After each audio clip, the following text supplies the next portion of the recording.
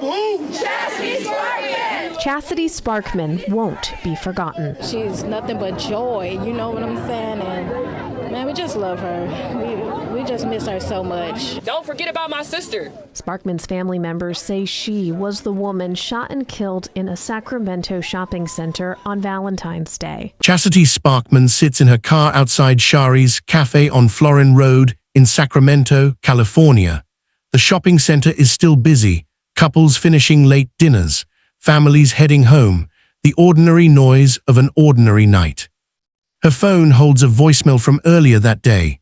Her husband's voice, calling from jail, "Don't go to the Lake Crest parking lot tonight. She's already here." Headlights pull alongside her window. A figure leans out. One shot through the neck. The car speeds away into the dark.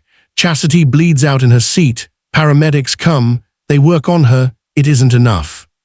Chassity Rose James, 26 years old, mother of two, college student, daughter, sister, is dead on Valentine's Day. Her husband warned her, then he killed her. The warning wasn't protection, it was the murder weapon. Before any of what follows, you need to know who she was. Chassity went by Sparkman, her maiden name, the one she claimed as her own. She was a Sacramento native, enrolled in college studying business and music, raising two children while building towards something better. Her daughter Princella was 6. Her son Zayon was 8. She was the kind of mother who showed up for school pickups, for bedtime, for every small moment that adds up to a childhood. Everyone who knew her says the same thing: hard-working, loyal, loving. She was the kind of person that makes you better just by being around her. She had also been living inside a dangerous marriage. Her husband, Isaiah Lee James, was 25 years old, also from Sacramento. He had recently been in jail, and in the weeks leading up to Valentine's Day 2024, the danger around Chassity had been building towards something she could feel but perhaps couldn't name. She had drawn up custody papers months before she died, named her aunt as guardian for Princella and Zayon. In case anything happens to me, she knew, on some level she knew, and she prepared for it the only way she could, by making sure her children would be taken care of if she wasn't there to do it herself.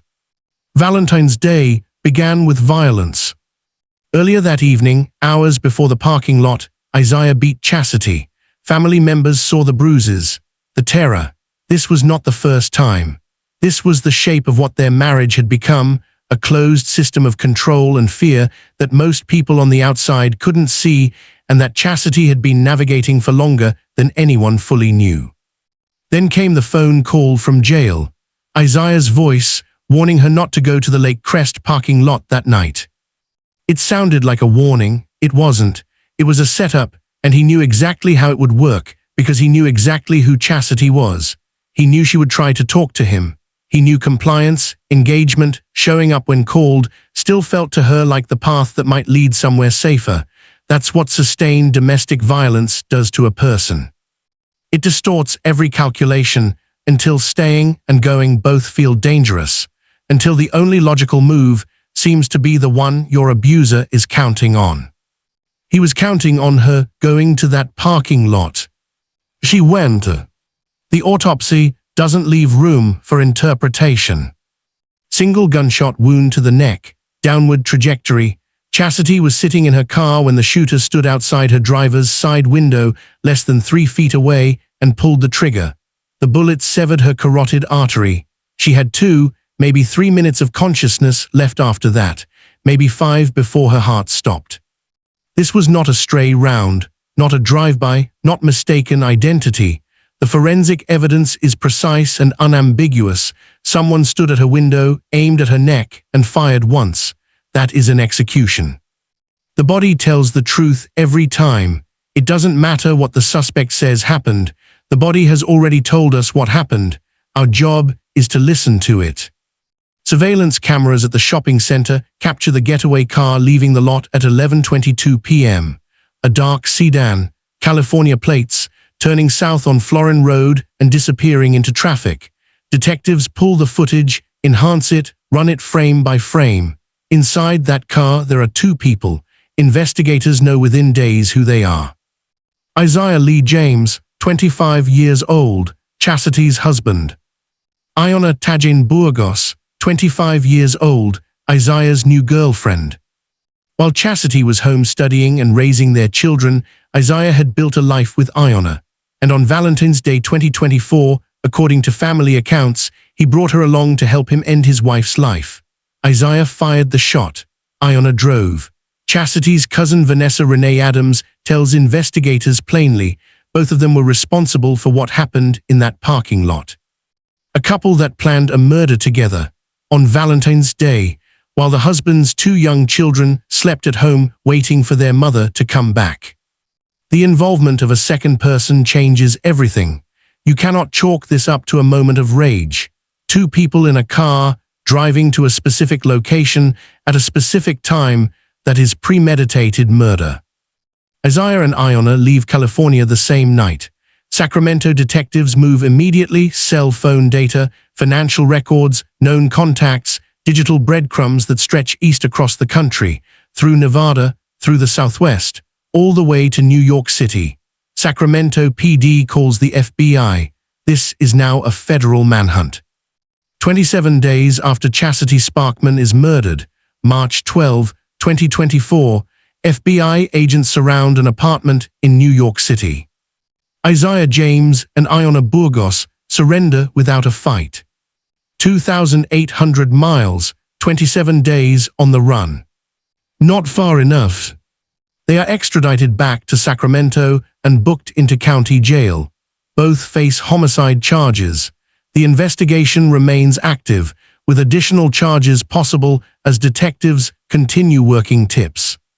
Back in Sacramento, Chassity's family is at her funeral when word comes through that the arrests have been made. Her father, Alfonso Sparkman, goes quiet when he hears. Not a large relief, he says, but it was a relief. I still can't understand. I'm still in a daze. The grief of outliving your child does not have a clean resolution. An arrest does not fill the absence. It never does. Community advocate Barry Akias, a voice of the youth, says what others won't. A young black mother was killed in a very popular shopping center in a decent neighborhood, and everyone is silent about it. He is frustrated not just by the murder, but by how cases like Chassity's move through the news cycle. Black women, young mothers, victims of domestic violence. Their deaths too often receive less urgency, less column space, less sustained attention than they deserve. Chassity's community gathered in that same parking lot in the days after the shooting. They brought candles and flowers and her name, spoken aloud in the place where she was taken, refusing to let her become a footnote. Princella is 6, Zayon is 8. They are living with their great-aunt now, the woman Chassity named in those custody papers, the contingency plan she drew up months before Valentine's Day, while something inside her understood that the danger was real and getting closer. She protected them the only way she still could. Her sister Ayonna finds words where there almost aren't any. We'll never get her back, but we cherish the time God gave us with her. 2 children without a mother, because their father chose Valentine's Day to make his new girlfriend an accomplice to murder.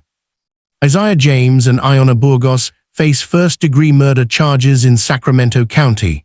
The evidence is substantial: the surveillance footage, the ballistics, the digital trail that stretched across 6 states, the call from jail that prosecutors will argue was not a warning, but a declaration of intent, a confession dressed up as concern.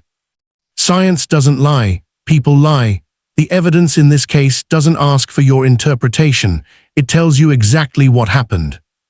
Isaiah thought that warning Chassity would give him cover, establish plausible distance, make it look like he tried to protect her.